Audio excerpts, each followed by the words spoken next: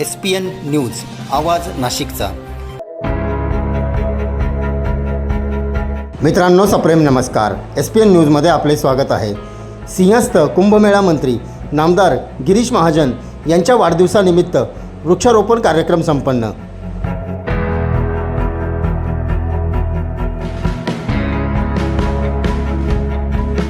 जिल्ह्याभरात वृक्षारोपण झाल्याने अनेकांच्या उंचावल्या भुवया।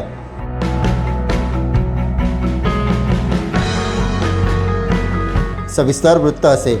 सिंहस्था कुंभमेळा मंत्री तथा भाजपाचे संकटमोचक म्हणून ओळखले जाणारे नामदार गिरीश महाजन यांच्या वाढदिवसानिमित्त प्रभाग क्रमांक 10चे नगरसेवक व सातपूर प्रभाग सभापती समाधान देवरे यांच्या वतीने वृक्षारोपण कार्यक्रमाचे आयोजन करण्यात आले होते। उन्नत नाशिक अभियान अंतर्गत नाशिक शहरात मोठ्या प्रमाणावर वृक्ष लागवड करण्यात येणार असून त्याचाच एक भाग म्हणून हा उपक्रम राबविण्यात आला। एकीकडे विरोधकांनी गिरीश महाजन यांना वृक्षतोड प्रकरणी धारेवर धरले होते, परंतु गिरीश महाजन यांच्या जन्मदिनी मोठ्या प्रमाणात नाशिक शहरात व जिल्ह्यात वृक्षारोपण झाल्याने अनेकांच्या भुवया उंचावल्या होत्या, अशी चर्चा दबक्या आवाजात सुरू होती।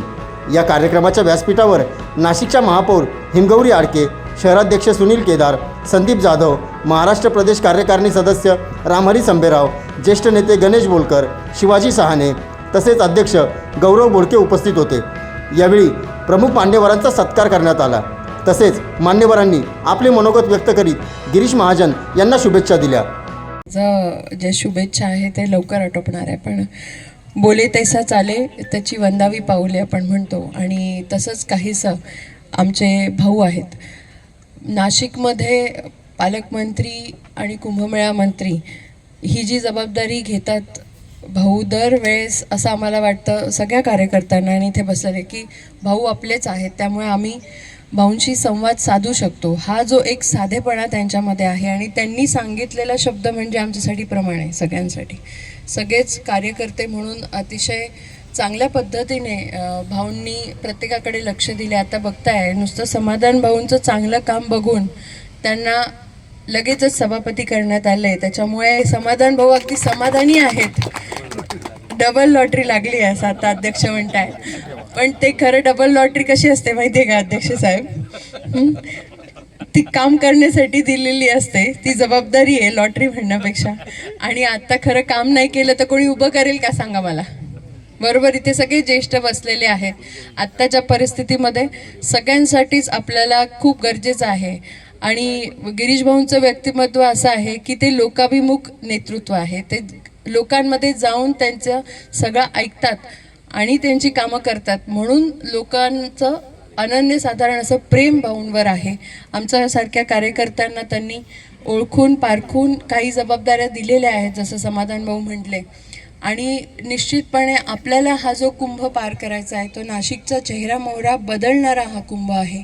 अशा पद्धतीचं वृक्ष संगोपन आणि वृक्षारोपण आपण ज्यांच्या संकल्पनेअंतर्गत उन्नत नाशिकचं अभियान हाती घेतलेलं आहे, तर आम्ही सहज बसलो होतो त्यावेळेस आम्ही ही संकल्पना पुढे नेण्याचं ठरवलं आहे की उन्नत नाशिक म्हणजे नेमकं काय आहे, की स्वच्छ सुंदर नाशिक असावं। तुम्हाला सगळ्यांना सांगायला आनंद होतो की काल 2200 भाविक जवळजवळ गोदावरी स्वच्छतेसाठी, गोदावरी स्वच्छ करण्यासाठी उतरले होते नदीपात्रात, आणि 23 टन कचरा काल गोदापात्रातनं काढण्यात आलेला आहे।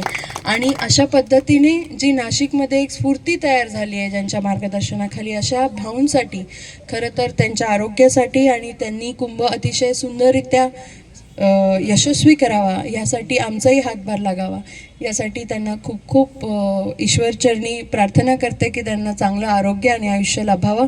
समाधान भाऊंनी आणि आपल्या सगळ्याच कार्यकर्त्यांनी, सातपूरच्या आमचे बोलकर दादा असतील, बोडके दादांना पण खूप खूप शुभेच्छा। इथे आपले भाऊंचे OSD आहे, जसं समाधान भाऊ म्हटले की खाली सगळी चळवळ उभी करण्यासाठी सगळ्यात महत्त्वाचा पाया असतो आणि त्याचं काम जाधव भाऊ करतात। आमच्या सगळ्यांना जे मार्गदर्शन करतात आणि एकत्र ठेवतात असे आमचे अध्यक्ष सुनीलजी केदार। इथे सगळ्यांनी एकत्रित येऊन तुमच्यासारख्या ज्येष्ठांमध्ये आता आपल्याला झाडं देखील लावायची आहेत, म्हणून जास्त वेळ घेत नाही। आपण सगळ्यांनी हा कार्यक्रम, हा उपक्रम पुढे अविरत असा चालू ठेवावा। पर्यावरणासाठी आपण गोदावरीची स्वच्छता करावी, स्वच्छ सुंदर आणि हरित नाशिक करण्यासाठी सगळ्यांनी हातभार लावावा। आणि जनगणना ही खूप महत्त्वाची आहे. सगळ्यांनी आता स्वजनगणना संपलेली आहे, आपण स्वतःचे आता जनगणना करण्यासाठी ॲप आलेलं आहे. आमचे प्रतिनिधी तुमच्यापर्यंत पोहोचतील, तर नक्कीच आपली जनगणना नोंदवावी. याने तुमचाच पुढे फायदा होणार आहे. त्याच्यामुळे अचूक अशी माहिती तुम्ही स्वतः भरायची आहे, जेणेकरून दुसरं कोणी चुकीची माहिती भरू शकणार नाही. त्यामुळे त्याच्याकडे सर्वांनी लक्ष द्या. जय हिंद, जय महाराष्ट्र. काल सगळीकडे संदेश टाकला की कुठेही होल्डिंग लावू नका. जो व्यक्ती पर्यावरणावर प्रेम करतो, मानवी जीवन सुखमय व्हावं यासाठी विचार करतो, अशीच व्यक्ती आपला वाढदिवस हा पर्यावरणपूरक वाढदिवस साजरा करतात. आणि या वाढदिवसानिमित्त काल शहरातून मेसेज आले की नाविन्यपूर्ण कार्यक्रम घ्या, शाळेच्या विद्यार्थ्यांना वह्या पुस्तकं वाटा, अपंगांना काही साहित्य असतील ते वाटप करा, वृक्षारोपण करा, म्हणजे समाजाला काहीतरी आपलं देणं लागतं. असे भाऊंचे विचार, असे आपले संकटमोचन. आज खूप ठिकाणी त्यांचा दौरा आहे, माहीत नाही नाशिकला सायंकाळपर्यंत पोहोचता का नाही, परंतु ह्या वृक्षारोपणाप्रसंगी भाऊंच्या मार्गदर्शनाखाली लाभलेल्या आमच्या भगिनी, खरोखर बाकीच्यांना वाटत होतं की ताई काम सांभाळतील का महापौरचं, परंतु आता 122 नगरसेवक म्हणतात की ताईंसारख्या हुशार महिलाच नाही. हे काही माईकवर नाही सांगत, हे नारळाला हात लावून सांगतात की हुशार महिला भाऊंनी चॉईस केली आणि त्यांना महापौर पद दिलं. अंगावर घ्यायची वेळ आली ना तरी ताई घेऊन टाकतात, एखादा नडला तर. पण काम बाकी सत्यच करता. त्याच्यामुळं ताईंचं सुद्धा आमच्या अशोकनगर परिसरामध्ये खूप खूप त्यांचं अभिनंदन करतो. आणि गेल्या 2 वर्षापासून भाऊंचीच चॉईस असे आमचे केदार साहेब, सर्वसामान्य माणसाला न्याय मिळतो भारतीय जनता पार्टीमध्ये, असं जर का जिवंत उदाहरण म्हणायचं म्हटलं तर आमचे सुनीलजी केदार साहेब आयुष्यभर भाजपचं काम करत होते. देईल तेव्हा देईल पक्ष, फक्त आपण काम करत राहणं. आणि आम्ही त्यांची चालना घेतली. जेव्हा आम्ही थोडासा पक्ष सोडला तर त्यांनी कान धरला होता की भाजप एकवेळेस न्याय देईल, कुठंच जायचं नाही, मी आहे तुमच्याबरोबर. गावाई आली होती, तुम्हाला सगळ्यांना ज्येष्ठांना माहिती आहे समाधान देवरांचं तिकीट कट होणार आहे, परंतु हेच आपले शहर अध्यक्षांनी कान धरला. जोपर्यंत गिरीश भाऊ आणि मी तुमच्याबरोबर आहे तोपर्यंत तुमचं तिकीट कट होणार नाही. आणि त्यांनी मला न्याय दिला. असे आपले शहराध्यक्ष सुनीलजी केदार साहेब, धडाडीचं शहरामध्ये काम चालू आहे. आणि गिरीश भाऊंची तंतोतंत माहिती नाशिक शहराची भाऊंपर्यंत पोहोचवण्यासाठी जे म्हणताना संकटमोचनच्या आधी आपल्याला, गणपतीच्या आधी उंदीराचं आपल्याला दर्शन घ्यावं लागतं. आणि त्याचं जे काम असतं की सर्वांना आशीर्वाद कोणाकोणाला द्यायचा हे उंदीर मामाच सांगतो. असे संकटमोचनचे जे काही आपले OSD भाऊंनी आपल्या नाशिक शहरासाठी ठेवले, असे जाधव साहेब, त्यांचं सुद्धा कार्य खूप छान या नाशिकमध्ये चालतं. सर्वसाधारण कार्यकर्ता कोण काम करतं, पुढं करत असतील त्यांची माहिती नाही पुरवत. ते तळागाळात जे काम करतात, खरोखर काम करतात, त्यांची माहिती पुरवणारे आमचे OSD जाधव साहेब यांचं सुद्धा मी आमच्या सर्व ज्येष्ठ नागरिकांतर्फे, आमच्या अशोकनगरवासियांतर्फे त्यांचं खूप खूप अभिनंदन करतो. आमचे ज्येष्ठ मार्गदर्शक शिवाजी आप्पा शाने, आमचे पालक संभाजीराव आणि माझे सहकारी, माझे भगिनी माधुताई बोलकर यांचे मिस्टर गणेशजी बोलकर, आणि आत्ताच या सर्वांनी मार्गदर्शनाखाली आपल्या सातपूर शहराला असं एक नवीन नेतृत्व दिलं. असे आमचे मंडल अध्यक्ष गौरवजी बोडके, त्यांच्या पदासाठी असं वाटत होतं की महापौरची चढाओढी आहे काय, कोण होईल मंडल अध्यक्ष, कोण होईल. कोणी म्हणायचं नका करू, कोणी म्हणायचं करा, पण भारतीय जनता पार्टीमध्ये काम बघितलं जातं. आणि ती माळ गौरवजी बोडके यांच्याकडं सुपूर्द करण्यात आली. आणि ते मला एवढा विश्वास आहे येणाऱ्या काळामध्ये संघटनेसाठी खूप चांगलं काम करतील.